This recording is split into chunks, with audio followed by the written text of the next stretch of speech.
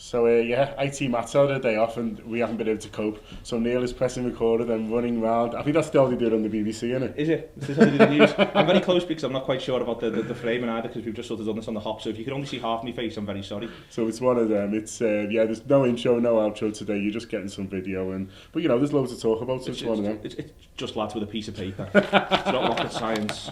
Yeah. It's gone too far anyway. I think the whole thing's gone too far. It's gone too far. It's gone too far. All the technology. Oh right, I thought you meant the uphill back. I was like, it's a bit late for that. Well, we'll yeah. quit our jobs. Right, yeah, it's the day before Sunderland. There's a press conference at 2 o'clock, so that'll be a lot more information there. We'll put that out on the wrap up, which is our audio thing that goes out to 5 o'clock for subscribers. Goes out every day. Is a bit of a roundup of the day, so that'll be in that. But I'm sure he's going to be asked about Daniel Sturridge. Yeah, does he have any legs? Are there possibilities of legs in the future? And does he want to leave? Does he want to leave? Because people have said he's got no legs. I mean, I'm saying right now he's got no legs. I love the man to bits, but he's legless. But you know, this is one of them. This is the sort of thing that happens. It's all easily fixed if he starts playing football matches for Liverpool and putting the ball in the back of the net. Well, I mean, it depends where these stories are coming from, doesn't it? If he's saying that he's fed up of accusations about, you know, how much his desire is to get on the pitch and that he feels like he needs a break, then maybe, you know, even if, you know, we win a games, is everything going to be hunky-dory if that's how he feels? It's interesting, you know, where these stories have come from, really. You know,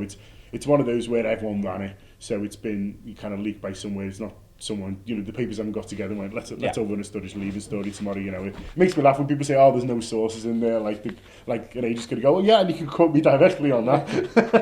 Yeah. You know, these come from, so I don't know if it has come from the agent. It could have come from a club who's trying to force the hand there. You know, it can also just come from careless talk. I.e., there can be a period of time where this was true, or even where he's just fed up and then someone else has extrapolated. And I think this is a big thing. Is that I think one of my big things at the moment is always sort of footballers are humans. Yeah. So it might be that there's a period of time where Daniel Sturridge is annoyed and a period of time where he isn't, just like you in your work, there's a period of time where you're annoyed with your boss.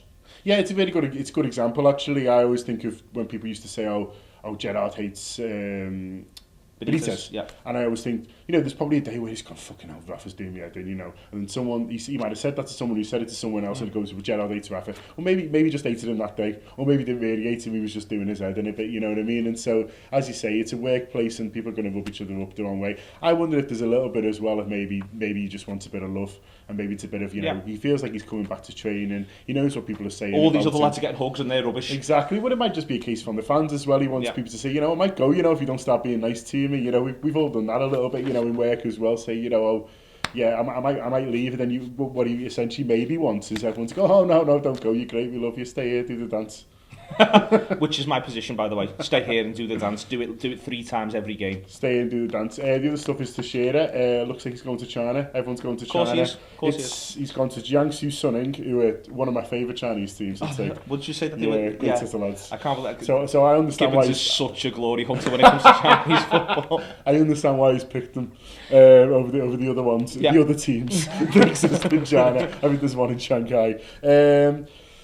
I mean, it kind of comes out now that, and people say we missed the bulletin. I think it's easy to say it's a kind of lack of ambition, really, when it's such a huge amount of money and they've thrown huge amounts of money in there. And I just think... And the whole thing's crack, but again, the idea, but again, I mean, just take a step back. The idea of Brazilian footballer moves to Ukraine is crackers because they love football in Brazil and they have a great time and they've got loads of legendary teams. Yeah. Whereas Ukraine, other than the sides who were, you know, huge during when it was the USSR and all that sort of stuff, there's not quite the same thing. I think the whole thing, when you begin to peel back the layers, I mean, I'll rip off your line from before, which you said to me, which was, you know, if you're Yaya Toure and you're originally from the Ivory Coast, then London and Shanghai are probably almost equivalent cities in terms of how strange they are from the existence that you grew up in. What odds does one make to the other, if you see what I mean? Yeah. I think the thing is, if you go to China, you can't win a headline league and you can't win a European Cup, and that's the thing, which is, you know, you'd maybe be saying as a footballer you might want to. And he's unlikely to get in the Brazil squad. And he's unlikely to get in the Brazil squad, but maybe he's been told, no matter what you do, you're not getting in the Brazil squad, mate.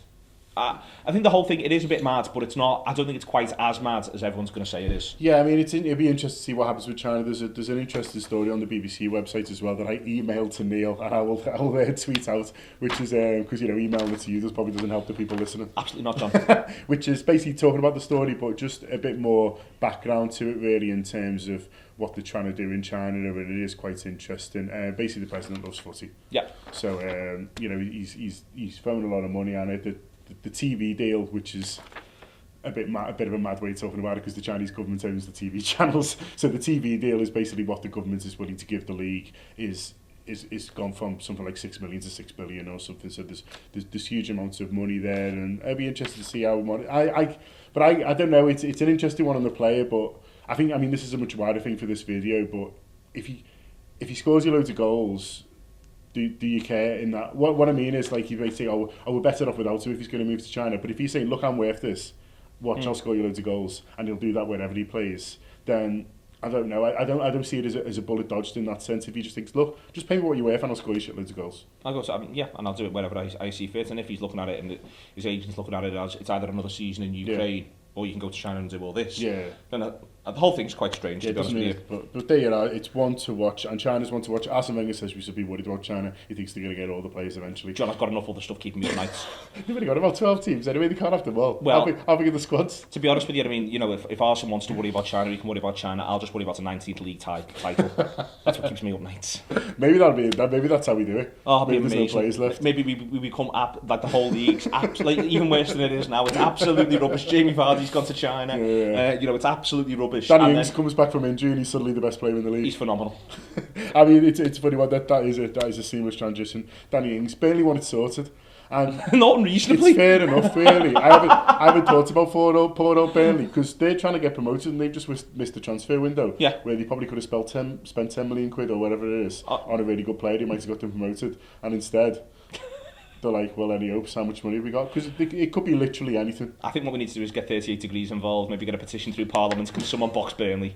Can someone just box Burnley off? Yeah. I mean, you know, it's the Burnley situation is ludicrous. The player plays for Liverpool. You'd have thought something would have changed hands at some point by now. Yeah, just give him a bit. Just give him a bit on tick. Yeah. Just to keep them going, you know. You've got this extra ticket price money lined up, lads.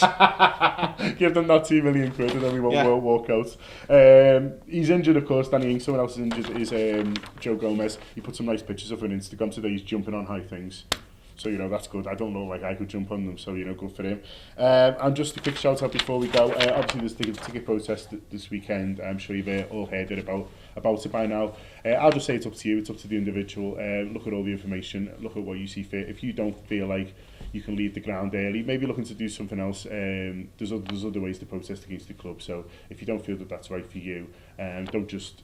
Up to and including a strongly worded letter, and that can sound facetious, but it's not. Yeah. You know, if you don't want to leave early, but you feel strongly about the decisions that are being made, the way people's time's being wasted, the process for 13 months, which is just basically being what looks like a waste of time hand-holding exercise where the club's decided it's going to do what it's going to do anyway. If you are genuinely annoyed about that, I would say, you know, an option is to, not an email, pen the club a letter and say, I'm not very happy about this. Yeah. I think that we're better than this. We can be better than this. And I think that's my sadness it's this. We can be better than this. And the people who went into the room were better than they needed to be. No one needed to go in the room and spend 13 months talking to Liverpool about tickets. I bet you it was awful and the cakes weren't very good. But they chose to, because their attitude is Liverpool can be better than this. And I think that's the frustration, is the club sort of decided, no, we're just going to be like everyone else. Yeah, it is a shame, and I think there's another protest idea. People say, oh, why don't we do this instead? And you can do that as well. Yeah, you know, or you can do that instead if you don't feel like you know there has to be one protest and you either agree with it and protest, or don't agree and disagree. For example, the example used is, well, let's not buy anything in the ground. Why don't we do that instead? But it doesn't have to be instead. You know, if your protest is, well, I'm not going to buy anything in the ground anymore, and you want to get other people involved, then just kind of do it and do whatever's right for you. Just don't say, well, I'm alright, Jack. Very last thing before you run over the press stop. Do you know how to run over the press stop? No, I think you're going to have to press stop. I had to ask you how to press record. I think it's just the same button, I think. Under 16s. Oh, yeah. The mustard. Are they mustard again? Yeah, no, the under 16s have always been mustard. You're not allowed to talk about the under 16s. But Barcelona do, which is fortunate. There's a tournament going on in Abu Dhabi. Oh, yeah. It's the Abu Dhabi International Tournament. It's the big one. That's the big one. Not one of the pretenders. Okay. The Abu Dhabi International Tournament. We're in the final. We're playing Barcelona in the final, and Barcelona have talked about it, so we know what's going on. We beat Hamburg in the semi-final 5-0. Oh, I tell you what, take that home, Hamburg. Yeah. So Barcelona put it all on their website. I understand why they don't want to talk about the under 16s, because like they are genuinely kids. Like we say, they're under 16. We say the under 18s are kids, but the under 16s are genuinely literally children. But when I go to the academy and I say the under 18s are good to people, they go, you want to see them under 16s? Really? Honestly. So get on that. So they beat 5. Hamburg 5-0. Oh God! Yeah. Imagine if they made it Barcelona. Yeah, I mean Hamburg notoriously struggle in Abu Dhabi. It's not been a good territory for them. But so you've got to take that into account. Indeed. So yeah, I'll go press stop. Barcelona, Real Madrid. Who the fuck are you trying to kid? Because Liverpool's under 16 is the greatest team we all know.